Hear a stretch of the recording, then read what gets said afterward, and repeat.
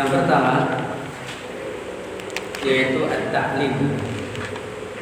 Yang pertama manhaj ta'lim.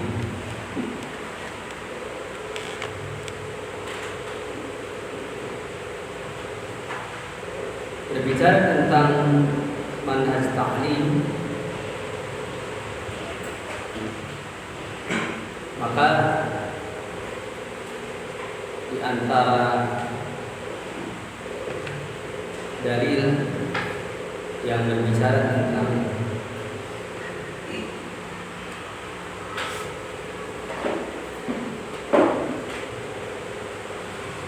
manhaj ini adalah antum bisa lihat di dalam surat Al-Baqarah ayat 129.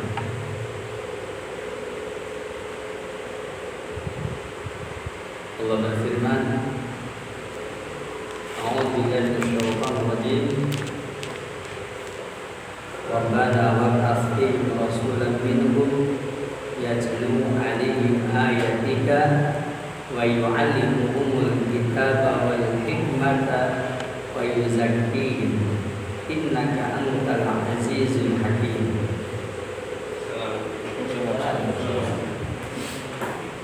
Di dalam surah Al-Baqarah Allah berfirman, Rabbana wahai kami wab'ats fihim rasulan, utuslah seorang rasul minhum dari mereka, fihim di tengah-tengah mereka, yatlu 'alaihim ayatika yang membacakan kepadamu ayat-ayat. Kata-kata yatlu 'alaihim ayatika ini berbicara tentang manhaj tilawah. Jadi kata-kata yatlu 'alaihim ayatika ini sedang berbicara manhaj tilawah. Tala yatlu tilawah.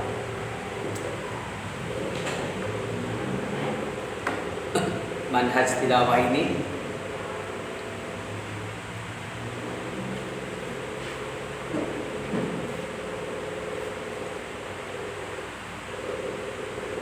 di dalam kitab ini ya, atau dalam uraian ini manhaj tilawah tidak disebutkan ya.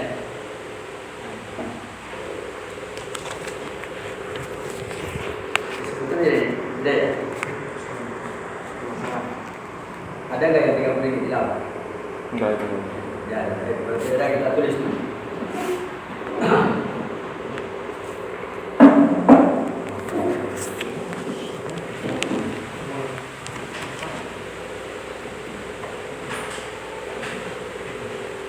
Jadi yang pertama manhaj tilawah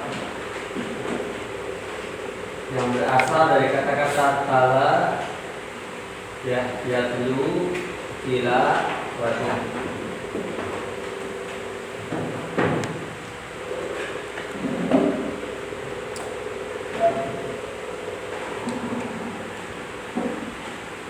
Kemudian wa yu'allimuhumul kitaba, dan dia Rasul tersebut mengajarkan kepada mereka Alkitab. Dengan kalimat wa yu'allimuhumul kitaba itu dalil bahwa yang kedua ada yang disebut dengan manhaj ta'lim.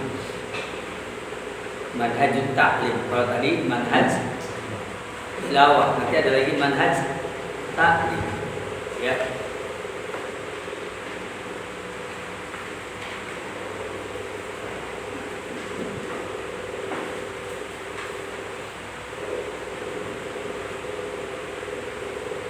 Dari kata-kata allama yu'allimu ta'liman.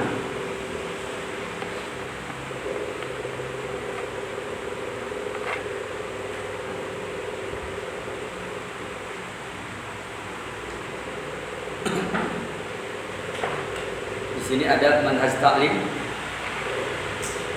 Poin pertama ya.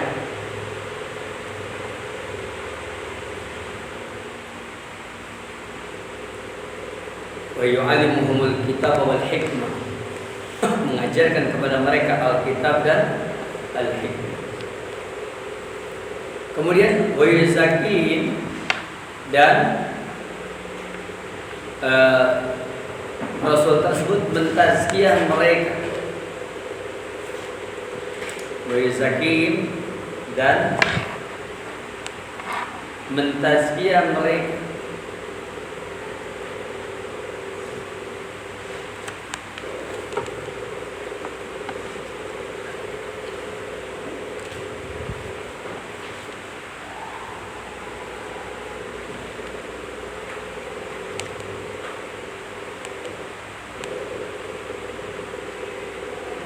Ini adalah firman Allah dalam surat apa?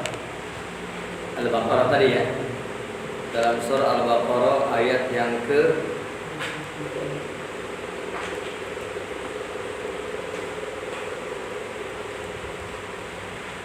129 ya.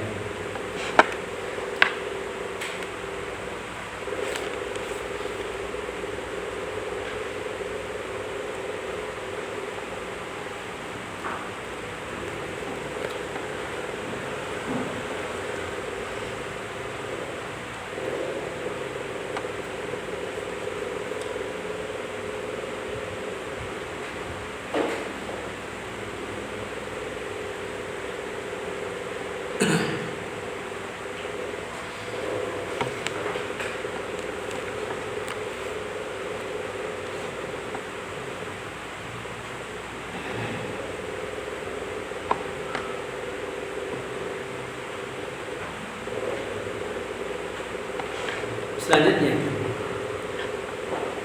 yang ketiga adalah manhazu at-tazkiyah.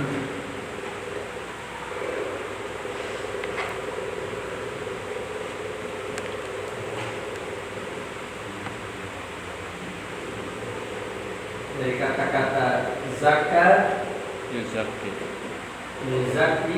tazkiyatan, tazkiyah.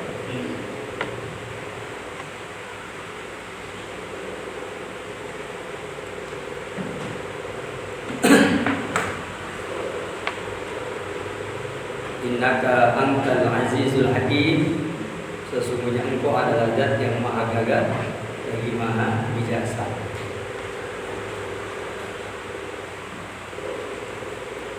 Dan ayat yang berkenaan dengan masalah ini selain surah Al-Baqarah ayat 129, juga di dalam surat Ali Imran ayat 164. Ini surah Al-Baqarah ayat 129, kemudian surat Ali Imran ayat 164.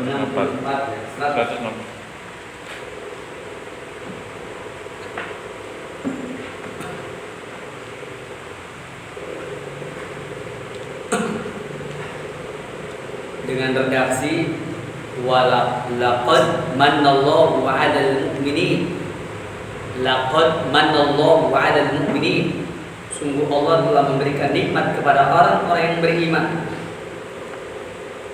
Idh ba'atsa fihim rasulan, ketika Allah utus di tengah-tengah mereka seorang rasul, min anfusihim, dari diri-diri mereka, yatlu 'alaihim ayati, yang membacakan kepada mereka ayat-ayatnya, wa yuzaki, kemudian mentazkiyah, wa yu'allimuhumul kitab wal hikmah, dan mengajarkan kepada mereka Alkitab dan hikmah. Wa in kanu min qablu lafi dhalalin mubin, sekalipun sebelumnya mereka dalam kesesatan yang nyata.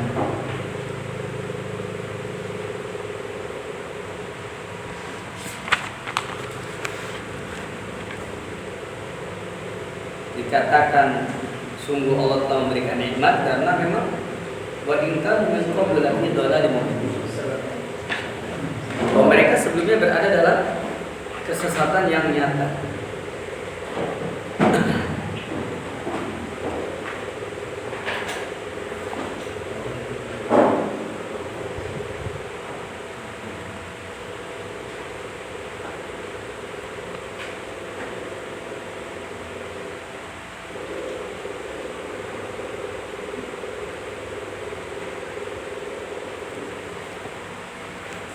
Kemudian di dalam surah Al-Jumu'ah,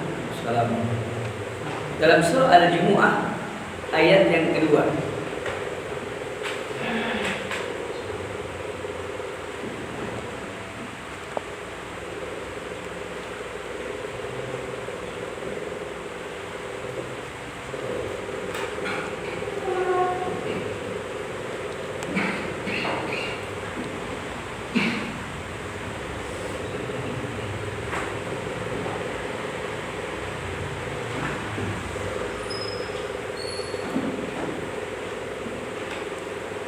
Allah berfirman, "Walladzi ba'atsa fil ummiyina rasulan minhum yatlu 'alaihim ayatihi wa yuzakkihim wa yu'allimuhumul kitaba wal hikmata wa in kanu min qablu la fi dhalalin mubin." Ketika setelahnya berbicara wa in kanu min qablu la fi dhalalin mubin, itu ternyata apa? Tilawah, tazkiyah, taklim. Ketika tidak terkait dengan yang tadi, di ujungnya itu tidak ada wa in kanu min qablu la fi dhalalin mubin, maka yang muncul adalah yaitu kalimat tilawah, taklim, tazkiyah. Maka yang ketiga ini sama dengan yang kedua, yaitu tilawah, kemudian tazkiyah, kemudian taklim. Di sini yang dua ini wa in kanu min qablu la fi dhalalin mubin.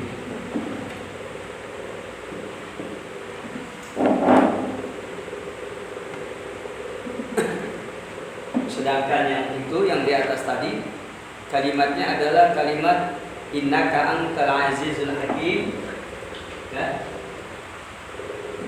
Innaka antal azizul hakim.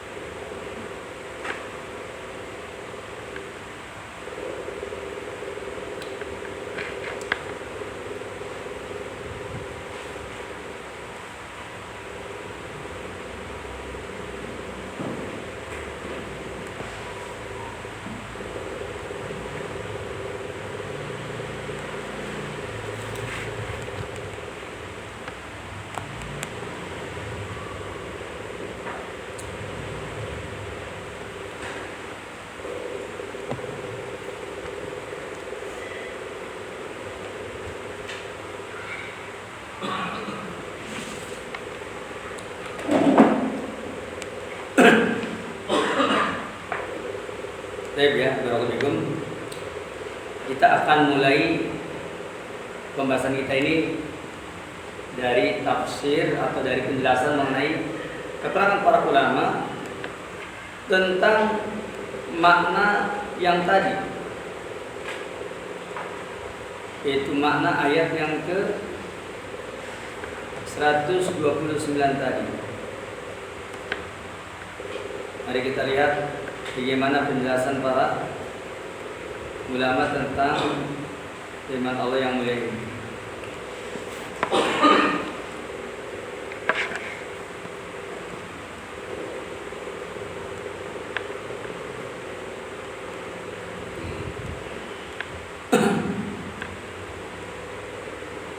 Pertama,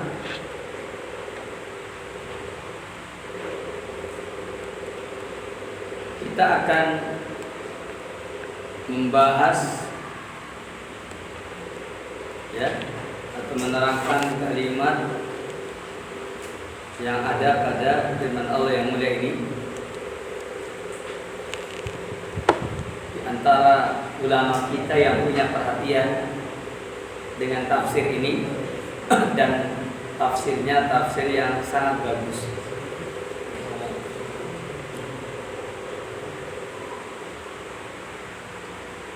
Di antaranya saya coba mengangkat penjelasan dari Syekh Al-Allamah Abdurrahman bin Nasir As-Sa'di.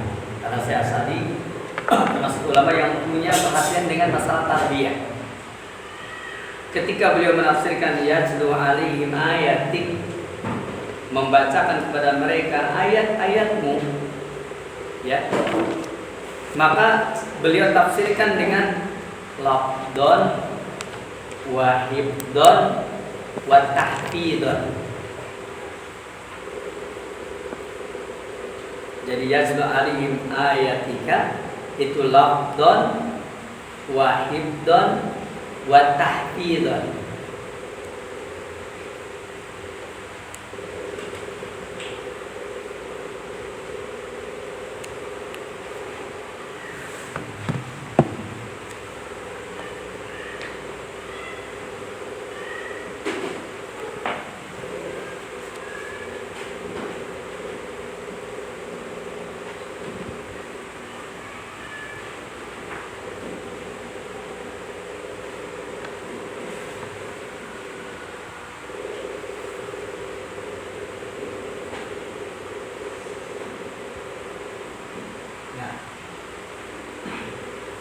Lafaz, hafalan, dan tahfidz. Tahfidz itu membuat orang menjadi hafal. Tahfidz. Jadi lafaz, kemudian menghafal, terus kemudian tahfidz, membuat orang menjadi hafal. Tahfidz.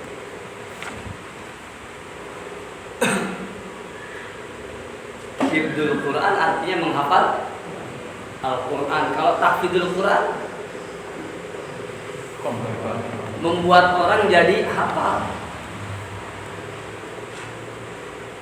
Gitu ya.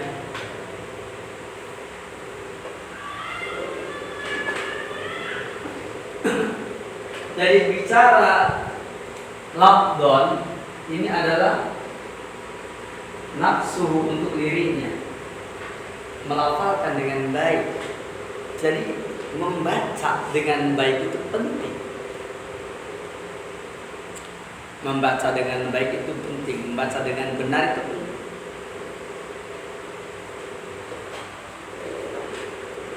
Membaca dengan benar.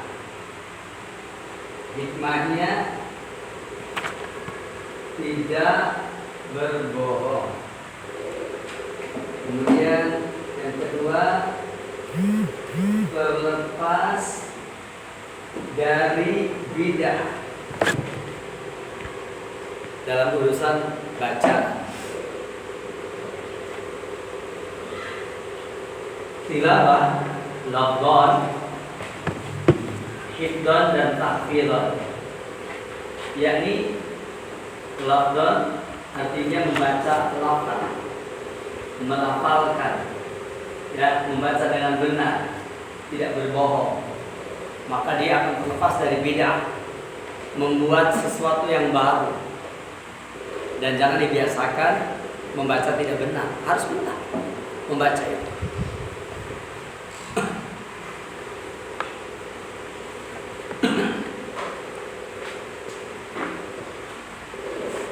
Ini Syekh As-Sa'di, beliau menguraikan menjadi 3, lafdhon, wa hifdhon, wa tahfidhon. Ya,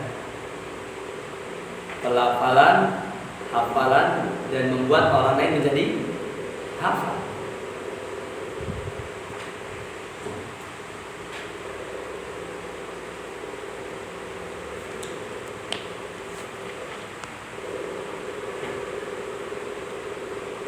Ini versi Syekh As-Sa'di. Wa yu'allimuhumul kitab wal hikmah, dan mengajarkan kepada mereka kitab dan hikmah. Mengajarkan apa? Mengajarkan makna. Mengajarkan makna. Wa yu'allimuhumul kitab wal hikmah, dan dia mengajarkan kitab dan hikmah. Itu mengajarkan maknanya. Makna yang benar dari kitab, yang kita katakan tafsir sahih. Makna yang benar dari as-sunnah, yang kata kita syarhun sahih, penjelasannya Maka taklim ini kan tadi tilawah ya, tilawah itu adalah taklim. Taklim itu intinya adalah mengajarkan makna dengan benar, mengajarkan pemahaman dengan benar.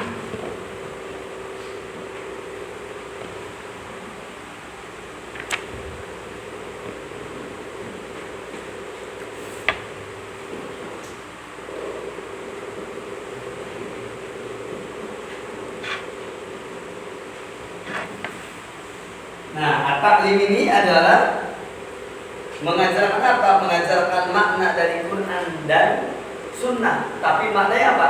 Makna yang sahih, makna yang benar.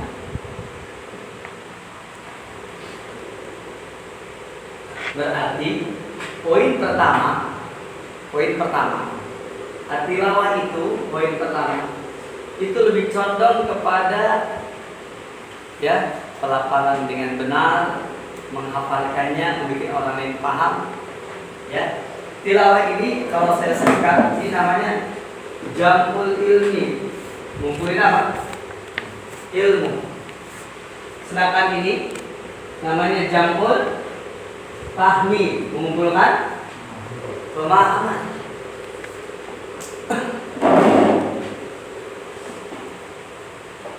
Yatlu alaihim ayatika, Allah bacakan kepada mereka ayat-ayatmu, lafadznya dibacakan dengan benar, wa hifdzan, kemudian menghafalkannya, wa tahfidzan, membuat orang lain menjadi hafal. Kemudian wa yu'allimuhumul kitab wal hikmah, at-ta'lim yakni makna dalam persoalan makna, mengajarkan kepada mereka kitab dan sunnah, makna dalam masalah makna, dalam masalah pengertian, dalam masalah pemahaman.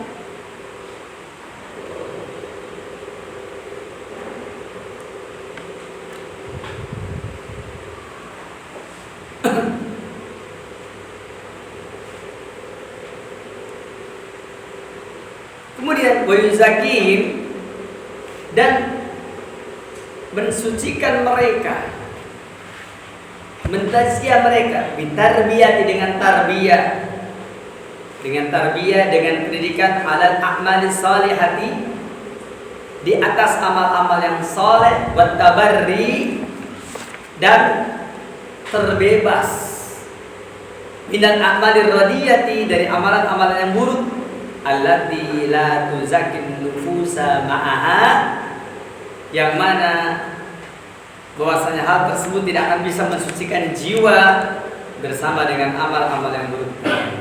Jadi atas yang muncul ini, yang ketiga ya, itu berarti al-amal.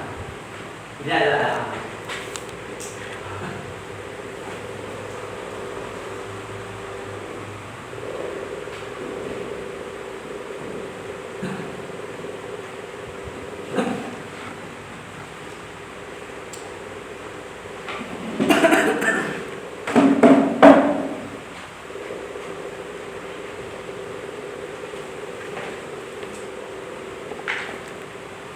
Itulah sebabnya Syekh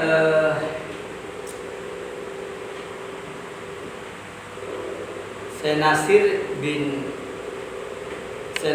bin Sa'ad Al-Abdul Karim, mungkin pernah dengar namanya Syekh Nasir bin Sa'ad Al-Abdul Karim. Itu dia mengatakan bahwa berbicara tentang ya at-tafaqquh fid din, mendalami agama. Pak Yudi, yang apa kedengaran ya. Tahu nggak? Maka ini meliputi 3 hal. Apa itu? Pertama adalah jamul ilmi, mengumpulkan ilmu.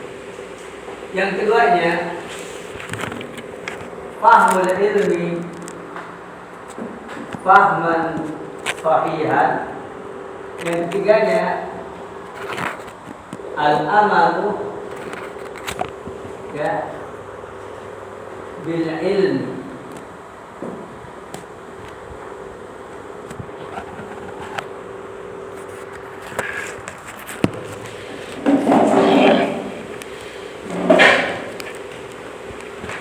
Diterangkan oleh Syekh Nasir bin Sa'ad Al-Abdul Karim di dalam kitab beliau Hajatu Sahwati ilal Fiqh fid Din, bahwa at-tafaqquh fid din, mendalami agama itu, maka meliputi 3 hal. Pertama, jamul ilmi, mengumpulkan ilmu. Yang keduanya, fahmul ilmi pahaman sahih. Ilmu yang sudah dikumpulkan itu dipahami dengan pemahaman yang sahih.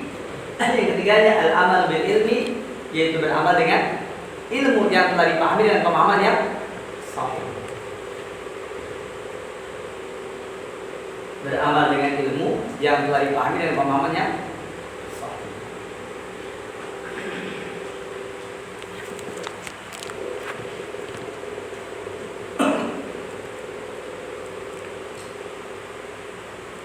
Adapun berbicara tentang jamul ilmi, mengumpulkan ilmu, maka mengumpulkan ilmu itu hanya 3.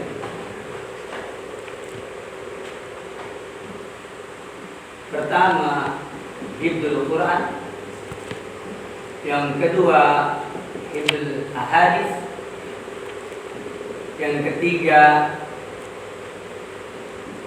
hifdzul mutun al-ilmiyah.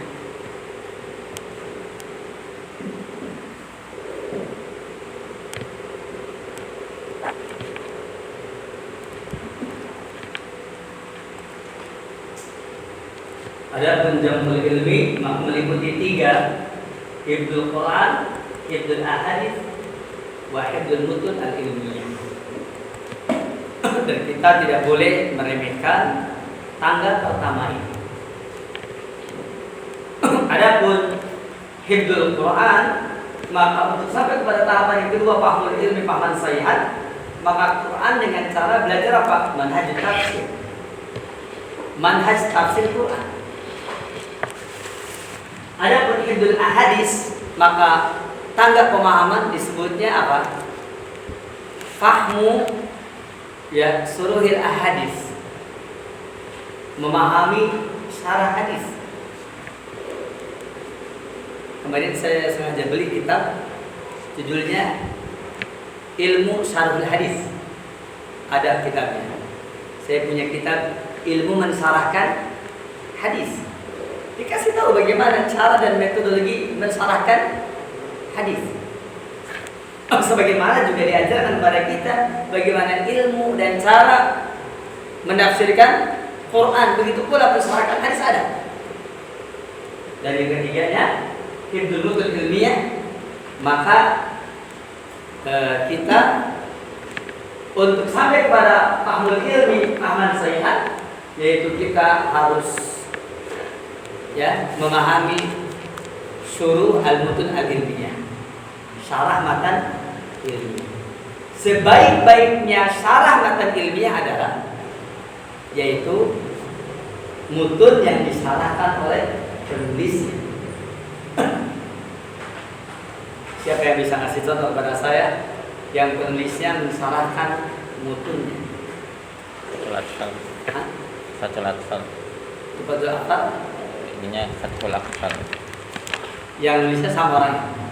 Nah, itu berarti contoh itu. Dia untuk Fathul Akbar, pensarahnya orang itu juga. Termasuk Al-Arba'in An-Nawawiyah, ada syarah Arba'in An-Nawawiyah Linawawi. Salahnya langsung oleh Imam Nawawi. Begitu. Atau yang sekarang umpamanya kitab dzikir dan doa Hisnul Muslim, ada kitab salahnya yang ditulis langsung oleh siapa? Oleh Syekh Sa'id bin Ali bin Wahab Al-Qahtani, namanya Ithaful Muslim, syarah dari Hisnul Muslim. Itu penulisnya Syekh Sa'id bin Ali bin Wahab Al-Qahtani. Terus kemudian begitu pula syarahnya juga sama. Itu contoh, dan masih banyak lagi syarah-syarah yang lain. Jadi sebaik-baiknya syarah yakni yang ditulis oleh penulisnya. Tetapi kalaupun tidak oleh penulisnya, tidak masalah. Yang penting al-alim al-mutabahir, ahli ilmu yang lautan ilmu, ahli ilmu yang paham tentang ilmu, ya, maka tidak mengapa.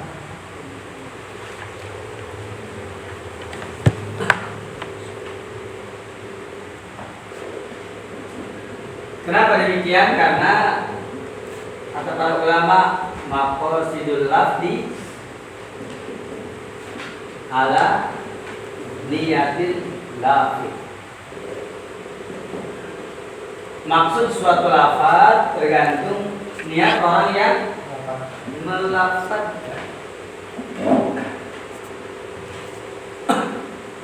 Maqasidul lafzi ala niyatil lafzi. Maksud suatu lafaz tergantung niat orang yang melafazkan.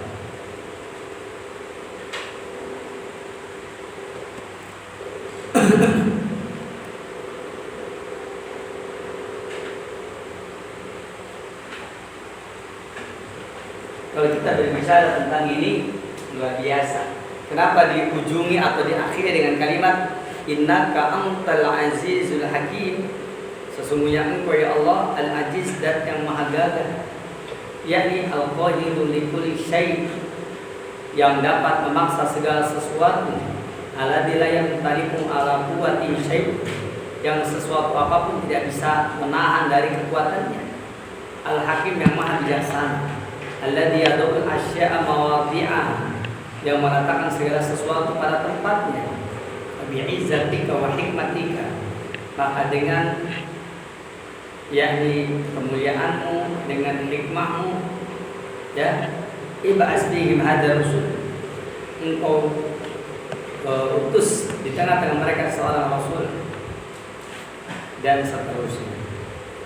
Ala kulli hal, bahwa ini adalah doa Nabi Ibrahim alaihissalam, ya. Dan ternyata lahirlah Nabi kita yang mulia Nabi Muhammad SAW. Jadi kalau kita baca satu ayat ini saja di dalam surah Al-Baqarah, maka metode taklim, metode pengajar atau metode tarbiyah, manhaj tarbiyah Islamiyah yang meliputi 3 hal: manhaj tilawah, manhaj taklim, manhaj tazkiyah. Manhaj tilawah adalah yaitu tentang jamul qulub, yaitu pengumpulan ilmu.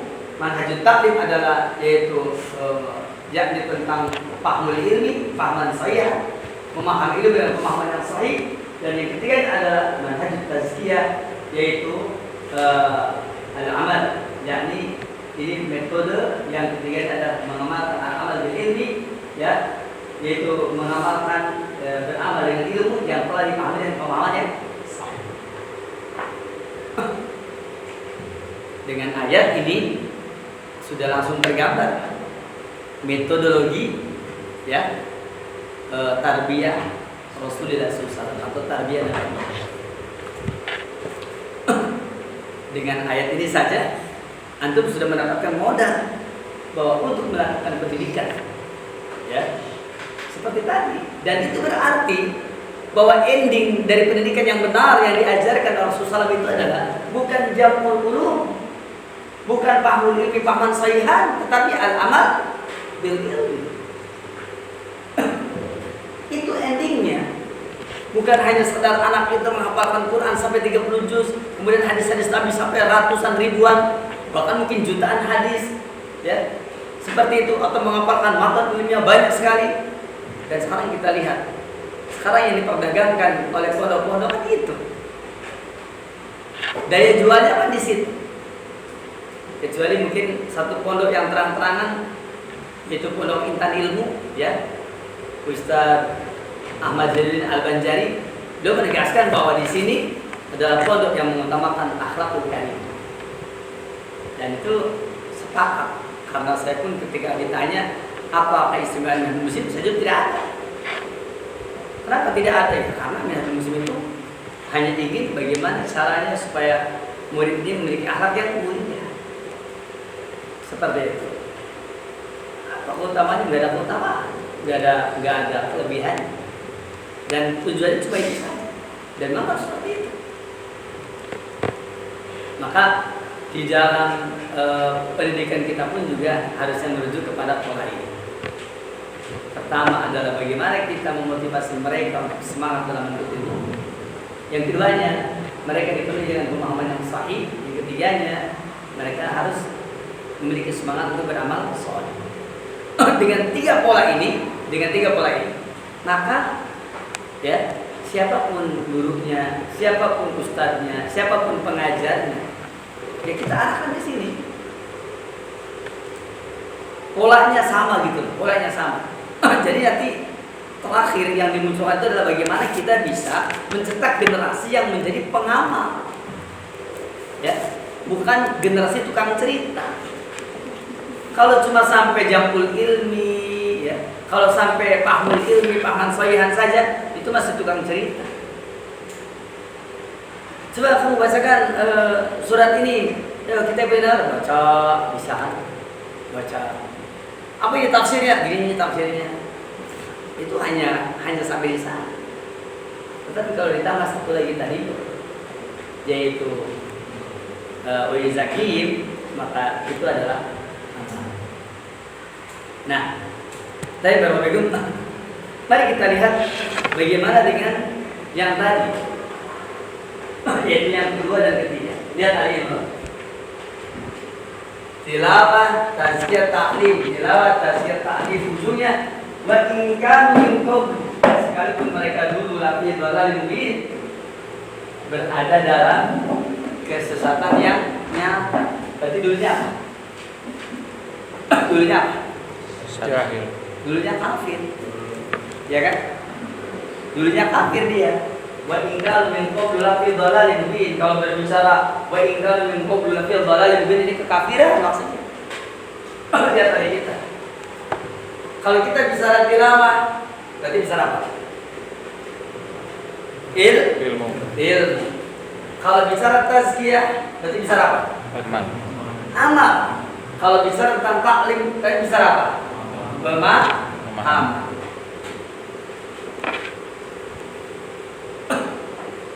Nah, kenapa pemahaman ini di belakang? Artinya bahwa menuntut ilmu dan beramal soleh ini itu akan terus terjaga dari kesesatannya jika orang tersebut senantiasa menjaga apa? Pemahaman. Karena di ujungnya wa in kanu min qabl lafi dhalalin mubin, yang namanya lafi dhalalin mubin, kesesatan ini, sesat ini kan cuma dua. Pertama adamul ilmi, kan begitu. Orang sesat adamul ilmi. Kenapa? Karena al-jahil bodoh, ya kan? Orang sesat bodoh gampang apa dia? Gampang, caranya apa? Ulima, dikasih tahu. Pasti alima, dia jadi tahu. Setelah itu apa? Amila, dia akan beramal. Ya, ada ilmu tidak punya ilmu. Orang yang tidak punya ilmu itu dia orang jahil. Kalau orang jahil, udah metode mengajarinya. Ulima dikasih ilmu, alima dia jadi berilmu, amila kemudian dia beramal. Yang keduanya, kalimat fa'ingkanu min qablu lafi dhalalin mubin. Yang keduanya adalah yaitu adamul fahmi. Adamul fahmi. Nah, kalau adamul fahmi ini tidak paham, maka berarti dia harus diruntuhkan. Kalau orang tidak paham itu dol, orang yang sesat. Ya, adamul fahmi. Kenapa man indahu ilmun? Orang yang dia punya ilmu, waqala ilmu yukhalifu haqiqata al-haq, tetapi ilmunya menyelisih hakikat kebenaran. Maka orang yang seperti ini harus bagaimana? Orang yang seperti ini dia harus yakni diluruskan pemahamannya. Ketika dia menjaga pemahamannya, maka dia akan terjaga dari kesesatan. Makanya di penghujungnya wa in kana min qabl lafi dhalalin mubin. Sekalipun mereka sebelumnya berada dalam kesesatan yang nyata, maka yang terakhir adalah taklim.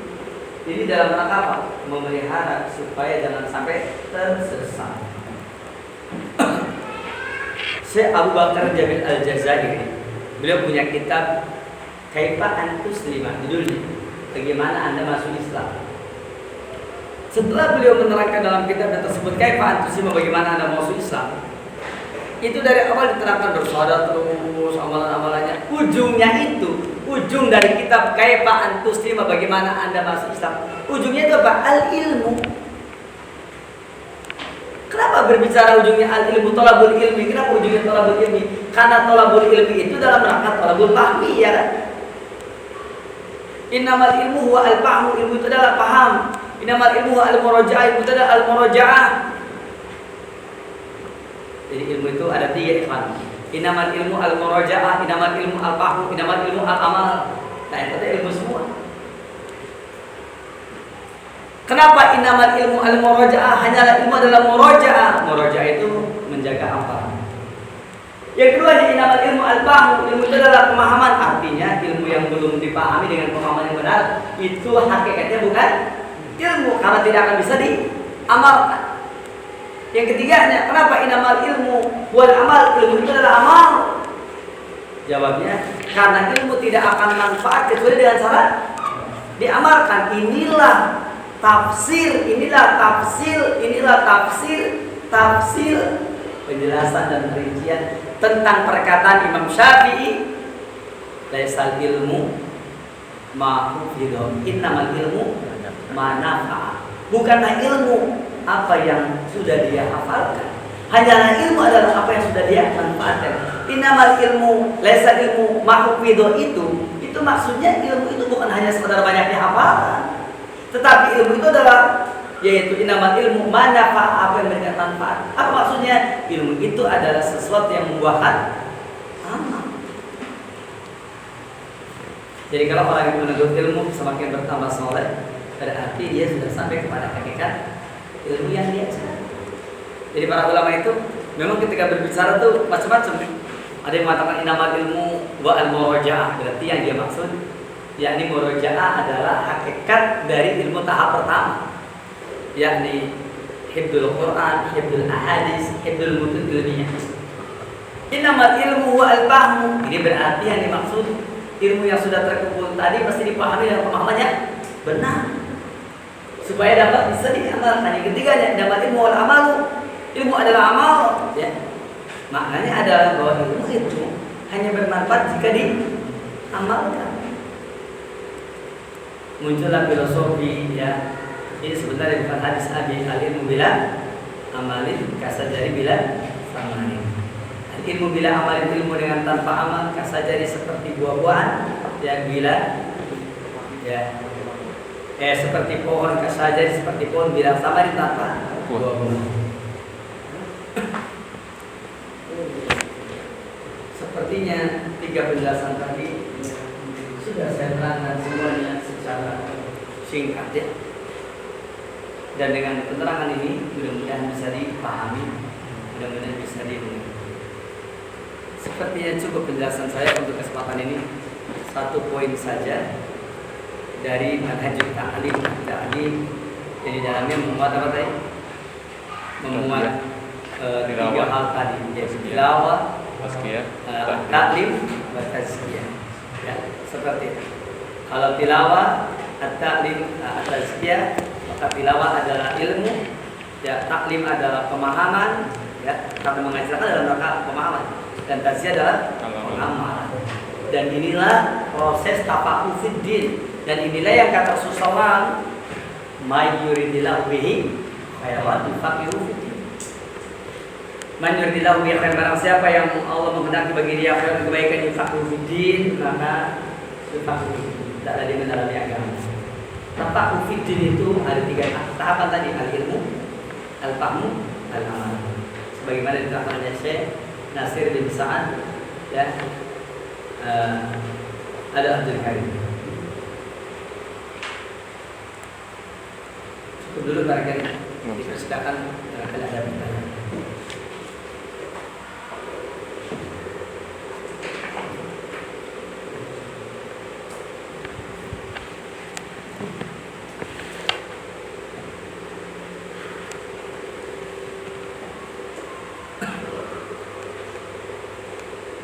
Saya berharap kita semua, yakni di dalam memahami tarbiyah Islamiyah, saya berharap banyaklah merujuk kepada kitab-kitab para ulama.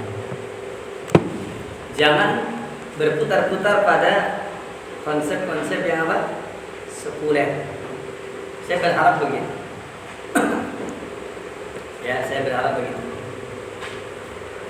Saya secara pribadi belum pernah belajar ilmu apa? Pendidikan.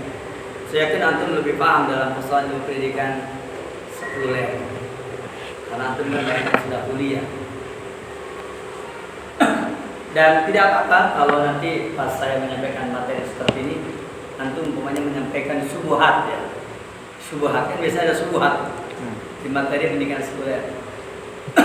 Sudah beberapa kali dalam dialog-dialog yang dilaksanakan di pondok kami dulu, kayaknya kita sudah mencapai 6 atau 5 kali, 5 atau 6 kali seminar dan lokakarya tentang pendidikan. Pembicara kami itu mereka rata-rata S2 dan pendidikan. Bahkan ada yang kuliahnya juga belajarnya dari SPG, terus kemudian dia juga S1 pendidikan, S2 juga pendidikan. Kebetulan teman-teman kita juga yang sudah bermanhaj salaf. Begitu pula juga ada orang yang dulunya bahkan juga dia pernah menjadi guru teladan tingkat nasional. Bahkan dia termasuk guru yang sangat hebat kalau menerangkan pendidikan. Tapi ketika dipanelkan ya dua sahabat saya ini, yang satu guru saya, satu teman saya, yang satu saya sendiri, dan saya hanya menganalisa dari sisi tafsir, syarah hadis, dan juga kitab-kitab para ulama. Ternyata banyak sekali perkara-perkara yang memang analisa yang ada pada pendidikan sekuler itu jauh kurang fasih, kurang mendalam dibandingkan dengan penjelasan para ulama. Apalagi kalau antum banyak membaca kitabnya Imam Ibnu Qayyim al-Jauziyah. Bacalah kitabnya Imam Ibnu Qayyim al-Jauziyah, itu penuh dengan nilai-nilai pendidikan. Terutama kitab Madarijus Salikin. Ya. Dan kita tahu dari sana. Terus sekali ya. Makanya ya bagaimana kedudukan membaca dalam talabul ilmi, dalam menuntut ilmu, kedudukannya seperti apa? Kalau kita bicara membaca, itu adalah gerbang ilmu, sebagaimana Allah ketika menurunkan wahyu pertama kan surat apa? Kalau Allah ya 1 sampai ayat 5. Allah berfirman, "Iqra bismi rabbikal ladzi khalaq." Saya kira segitu saja dulu. Ikhlas saja dulu ya. Pertama, mari kita pahami dulu Nabi kita yang mulia sebelum membaca Iqra bismi rabbikal ladzi khalaq, khalaqal insana min 'alaq, Iqra wa rabbukal akram, alladzi 'allama bil qalam, 'allamal insana ma lam ya'lam. Itu dalam kitab Sahih Bukhari ketika diperintahkan oleh Jibril, "Iqra ya Muhammad." Apa jawab Rasul? Ma'ana biqari'in. Ya. Iqra ya Muhammad, ma'ana biqari'in. Iqra ya Muhammad, ma'ana biqari'in. Nah, sebelum disuruh Iqra itu didekap dulu kan. Didekap dulu lalu Iqra ya Muhammad. Ini analisa. Kalau saya sering mengambil sebagaimana Allah berfirman, "Fa'tabiru ya ulil absar." Ambillah ibrah wahai ulil absar, orang yang punya pandangan. Kalau saya memandang bahwa kan kita tahu al-iqra, ya al-qiraah. Apa itu qiraah? Al-qiraatu, qiraah itu adalah miftahul ilmi, kunci ilmu kan? Itu kata siapa? Itu kata Abdullah bin Abbas radhiyallahu anhu. Nah, saya beri menerangkan begini. Yang namanya al-qiraah membaca dalam miftahul ilmi itu kuncinya ilmu. Rasul disuruh baca. Rasul jawab ma'ana biqari'in. Lalu didekap. Iqra ya Muhammad, ma'ana biqari'in. Itu dalil bahwa ketika Jibril akan melakukan proses pendidikan kepada Nabi Muhammad ya didekap terlebih dahulu lalu disuruh baca. Kalau dalam bahasa kita, apalagi anak SD. Jadi sebelum antum mengajarkan ilmu itu harus ada muqaddimah. Bahasa SD namanya pembiasaan kan? Ada muqaddimah. Didekap dulu kan saya Iqra ya Muhammad. Berarti pembiasaan itu atau muqaddimah itu bisa berupa al-fi'lu perbuatan, bisa berupa al-qaul perkataan. Seperti itu. Makanya ketika orang akan memulai pengajaran, ya di kelasnya itu, terutama anak-anak SD, anak-anak yang ya anak-anak kita yang masih masih kecil-kecil itu, mereka diawali dengan apa? Dengan mukadimah. Mukadimahnya 5 perkataan, 5 perbuatan. Assalamualaikum, waalaikumsalam. Apa kabarnya anak-anak hari ini? Baik. Ya. Silakan duduk semuanya. Udah berdoa belum? Belum. Silakan berdoa. Itu kan mukadimah. Sebelum apa? Sebelum belajar. Udah gitu, silakan tangannya semuanya simpan di atas meja. Tangannya simpan semuanya, ya, atau letakkan di atas meja. Letakkan semua. Bentar ya. Lihat. Waduh, ini bukunya panjang nih. Nah, ini dengan perbuatan sederhana memang, tapi itu merupakan mukadimah. Saya mau tanya, apakah nanti risiko ya? Apakah tidak cukup dengan dalil-dalil yang ada dalam kitab dan sunnah? Kalau menurut saya, setelah saya banyak mempelajari buku-buku kitabul ilmi, saya lihat di sini banyak kitabul ilmi, buku-buku tentang ilmu kan banyak sih. Ya, apalagi sekarang juga mempelajari kitab tentang bagaimana bermuamalah dengan orang lain, gitu kan? Itu kan sebenarnya bagian dari sebuah proses pendidikan. Saya lihat, ya, dalam kitab ilmi dan seterusnya banyak manfaat. Jadi ternyata sebelum mengajarkan ilmu itu harus ada mukadimah. Mukadimah itu imam berupa kalam, al-qaul, imam berupa al-fi'l. Nah, setelah itu apa? Iqra, bacalah oleh kamu. Iqra, bacalah oleh kamu. Ini adalah mentahul ilmi. Dan ketika Iqra bismi rabbikal ladzi khalaq, dengan menyebut nama Rabb alladzi khalaq, yang telah menciptakan, ini dalil bahwa kita membaca, ya, Iqra bismi rabbikal ladzi khalaq, yakni kita membaca dengan nama Rabbmu, Dialah yang telah menciptakan. Ini dalil yang menunjukkan apa? Yang menunjukkan bahwa kita belajar ilmu itu untuk melakukan pengabdian kepada Allah. Karena apa? Karena kata Al-Hafidz Ibnu Katsir, al-khaliqu li hadhil asya alladhi yastahiqu ibadah. Al-khaliqu, adapun dan sang pencipta, li hadhil asya, bagi semua ini, alladhi yastahiqu ibadah, yang berhak untuk diibadahi. Maka ketika Iqra bismi rabbikal ladzi khalaq, Iqra, bacalah dengan menyebut nama Rabbmu alladzi khalaq, yang telah menciptakan, itu dalil yang menunjukkan bahwa kita ini membaca, kita ini mendapatkan ilmu dalam rangka mengabdikan diri kita kepada siapa? Kepada Allah sang pencipta. Makanya kata Al-Hafidz Ibnu Katsir, beliau mengatakan al-khaliqu li hadhil asya alladzi yastahiqul ibadah, dan yang menciptakan semua ini dialah yang berhak untuk diibadahi. Maka ketika kita belajar ilmu adalah untuk itu, untuk beribadah kepada Allah Subhanahu wa taala. Yang keduanya, bahwa ketika kita berbicara tentang ilmu, Abdullah bin Abbas pernah ditanya, kenapa engkau muda tapi ilmunya Masya Allah? Beliau mengatakan, karena aku punya 2 hal. Apa itu? Pertama, qalbun aqulun. Qalbun aqulun. Kata beliau, aku mempunyai qalbun aqul, hati yang senantiasa digunakan untuk memahami. Yang keduanya, walisan saul, lisan yang digunakan untuk bertanya. Masya Allah, Ibnu Abbas itu hebat karena 2 hal. Apa itu? Pertama, Ibnu Abbas punya lisanun saul. Ini kan sigot mubalagh. Saul ghafur, ya kan? Ghafurun rahim. Saul wajan faul. Ghafur, ini sigot mubalagh. Lisan saul maknanya lisan yang banyak bertanya. Lisan yang banyak bertanya, yang dibenarkan itu kalau pertanyaannya tidak lepas dari 3 poin. 1, bertanya untuk diamalkan oleh dirinya. 2, bertanya untuk diamalkan oleh orang lain. Yang ketiganya, bertanya untuk tafakur fikih. Di luar ini tidak masuk ke dalam kriteria lisanul sa'ul. Lisanul sa'ul ini menjadi sebab dia kathirul ilmi, ya kan? Banyak apa? Banyak ilmu. Yang keduanya, qalbun aqul. Aqul sama aja qaul. Hati yang senantiasa digunakan untuk memahami. Lihat ini.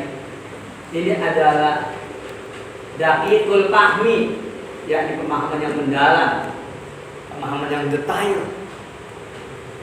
Qalb lisanun sa'ul, lisan yang rajin bertanya, wa qalbun aqul, dan hati yang senantiasa memahami.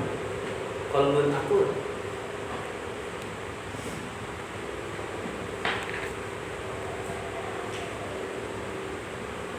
Itu barangkali ya penjelasan mengenai tadi, yaitu al-qiraah, kedudukan qiraah seperti itu. Jadi kita membaca itu adalah miftahul ilmi. Jadi keduanya bahwa membaca karena dia adalah miftahul ilmi, dan kita tahu bahwa Nabi kita yang bahwasanya siapa tadi? Ibnu Abbas belum mengatakan ya bahwasanya miftahul ilmi ya as-su'al. Kuncinya ilmu adalah bertanya. Dan orang yang bertanya itu karena dia suka apa? Suka membaca nggak ngerti, maka akan bertanya. Adapun rajin membaca, Imam Bukhari pernah mengatakan, Imam Bukhari pernah ditanya, ya Tuhan Imam, kenapa engkau begitu hebat, ilmu begitu hebat? Dia jawab apa? Dawamun nadri ilal kutub. Kata beliau, yang menyebabkan aku ini banyak hafalannya, banyak pengetahuan apa itu karena dawamun nadri ilal kutub. Pandangannya banyak melihat kepada kitab. Kalau kita Jawa menadri ilal jawab, kebanyakan matanya melihat kepada HP. Sudah tahu HP itu timbul penyebab masalah, kita tunggu saja melihat HP. Ya termasuk saya melihat HP. Kenapa? Ya karena kitabnya udah pada pindah ke sini. Ya, bahwa kita lupa lagi ngaji, bahwa kita lupa lagi. HP gak pernah lupa, kita lupa terus. Akhirnya ya sudah jatuh pilihan terpaksa. Kita pakai HP. Sekarang HP-nya udah mulai bermasalah, satu demi satu. Ini sudah mulai nge-hang, ini sudah mulai tidak bisa ini dan itu. Ya kita manfaatkan apa yang ada. Tapi saya ingatkan tetap kalau bisa. Dan saya pun kalau umpamanya kitabnya ada, saya lebih mengutamakan kitab kalau ada kitabnya. Tapi kalau lupa lagi kitab yang nggak terbawa ya sudah. Tapi ketika membawa HP itu bukan sebagai sesuatu yang membanggakan, tidak. Justru itu hanya darurat karena tidak bawa kitab. Seperti itu. Baik, barakallahu ada lagi? Setelah izin dulu, ya. Izin dulu.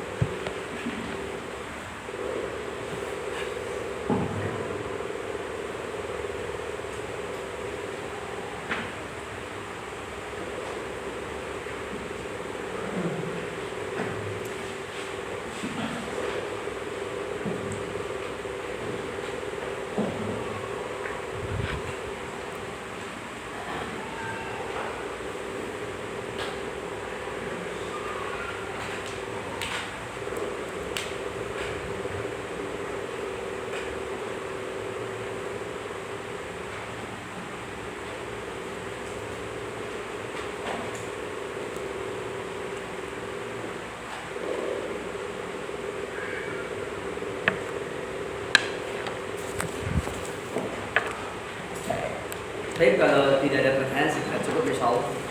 Sampai di sini catat baik-baik tentang di antara ayat yang berbicara tentang manhaj. Ya, di sini ada 3 T ini. Tilawah, taklim dengan tasbih.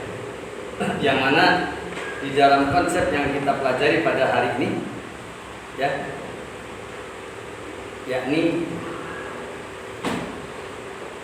di konsep kita ini kita baru taklim.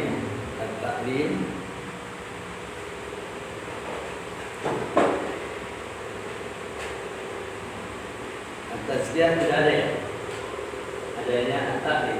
Tilawah dan tasbih tidak ada. Maka itu sebagai tambahan bahwa ketika berbicara tentang masalah ini, di sini ada dua perkara yang menguatkan masalah ini, yaitu surah Al-Baqarah tilawat ta'lim dan tazkiyah, yang ujungnya adalah innaka antal azizul hakim, yang esensinya adalah ilmu, paham, amal. Ada yang ini yakni ilmu, amal, dan pemahaman, karena memang ini dalam rangka menjaga dari kesesatan. Baikkan dengan fotografi dalam, makanya di akhirnya di ujungnya itu berbicara tentang pemahaman. Jadi kita penting memiliki pemahaman yang benar dan istiqomah di atas pemahaman yang benar atau manhaj. Insyaallah nanti kita akan teruskan di pertemuan datang. Wassallallahu alaihi Muhammadin wa ala alihi washabbihi ajma'in wa ta'ala. Alhamdulillah. Assalamualaikum warahmatullahi wabarakatuh. Waalaikumsalam.